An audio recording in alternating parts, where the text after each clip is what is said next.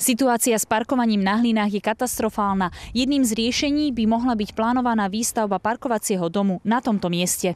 Problém s parkovaním mám. Večer po 9:00 tu nie je kde zaparkovať a súhlasím s tým parkovacím domom. Na tej Salesianskej by za to zišlo, lebo tam sa ozaj nedá parkovať, tam sú auta na autách. Hlavne večer, keď sa ide z roboty, tu už je plno. Hrozné niečo.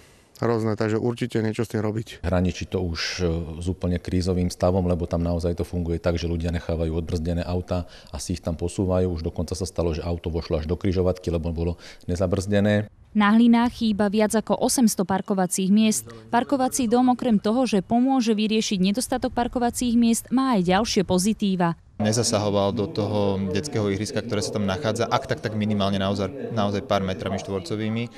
A zelená strecha, to je dosť podstatné, že tá strecha a ten výhľad z tých bytov by naozaj bol na zeleň, dokonca bola pochôdzna. Garáž bude osadená do svahu, to znamená, v žiadnom prípade nebude stavaná do výšky, ako si niektorí predstavovali. Parkovací dom bude zložený z parkovacích státí aj garáží. Jeho kapacita bude približne 270 miest. Prednostne určite budú ponúknuté obyvateľom sídliska Hliny a Salesianskej ulice. S výstavbou však nesúhlasia obyvatelia ulice Salesianska, ktorí poslali primátorovi viac ako 30 sťažností. No nesúhlasíme s tým absolútne, čo tu bývame. Totálny nezmysel.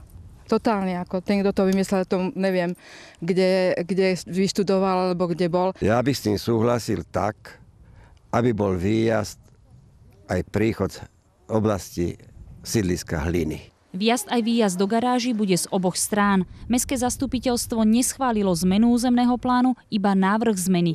Na základe toho investor vypracuje detailnejšiu štúdiu, ktorú opäť predloží zastupiteľstvu.